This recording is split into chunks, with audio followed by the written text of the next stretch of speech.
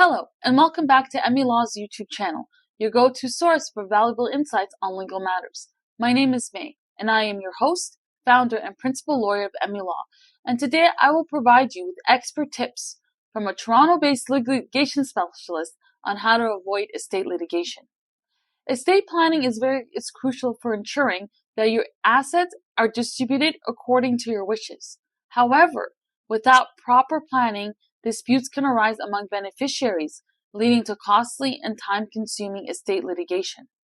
One area that often leads to litigation is when a beneficiary or someone not named in a new will is challenging the new will on the grounds that the testator, which is a person who passed away, lacked the capacity to create a new will, or that another person influenced them to change an existing will or create a will.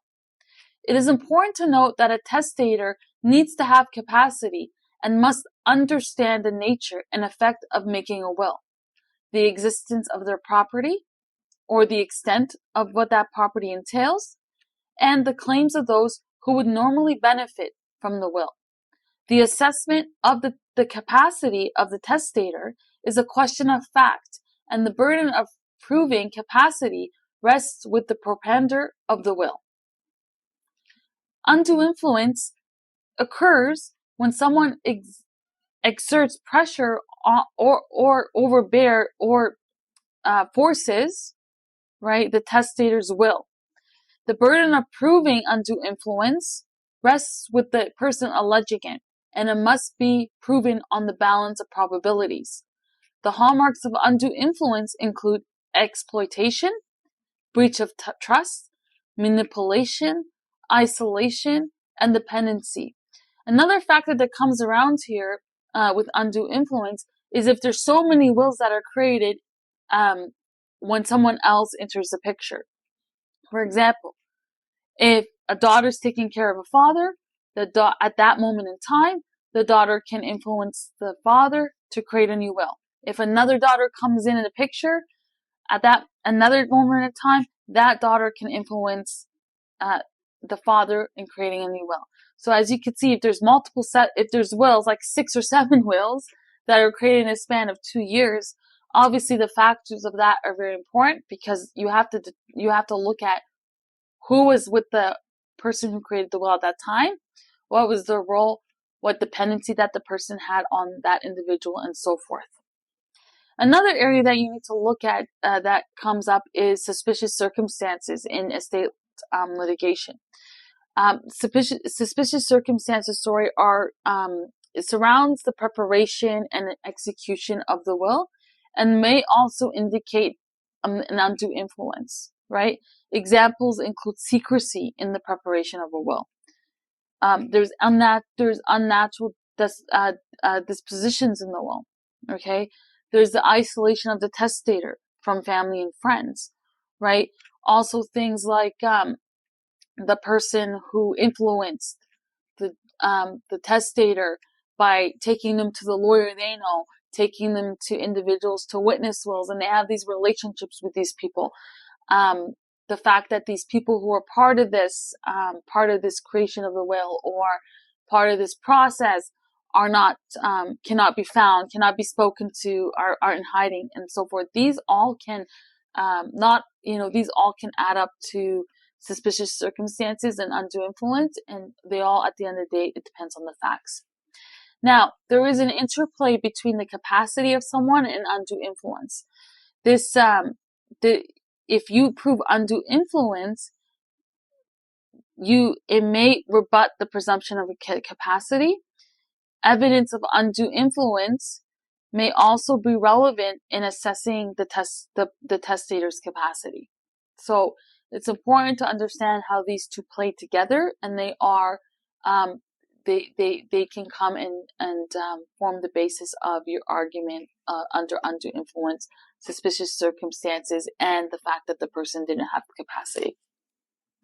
Now, undue influence in inter vos gifts. Undue influence can also be used to challenge inter vos gifts or transfers of wealth.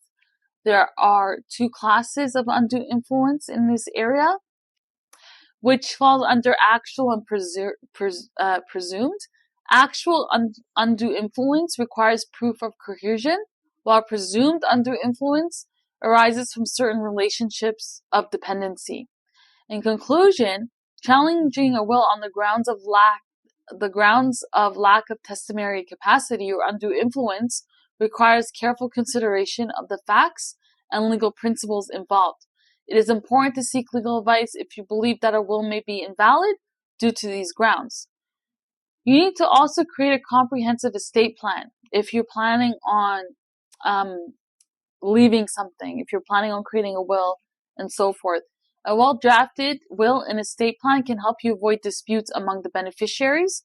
You should work with a lawyer who does will drafting and estate plan drafting to ensure that your estate plan reflects your wishes and complies with Ontario laws, or any laws like British Columbia laws, Alberta laws, and so forth. You need to update your estate plan regularly. Life changes such as marriage, divorce, births, and deaths, and that can impact the estate plan. Regularly review and update your plan to reflect those changes and prevent potential disputes. Communicate your wishes clearly. Communicate your wishes to loved ones to avoid misunderstanding.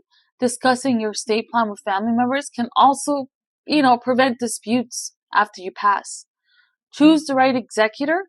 Select an executor who is trustworthy, responsible and capable of handling the responsibilities of the administration of your estate. Consider appointing a professional executor if necessary. Consider also using trusts. Trusts can be an effective estate planning tool for managing and distributing assets. They can also help you avoid probate and maintain privacy.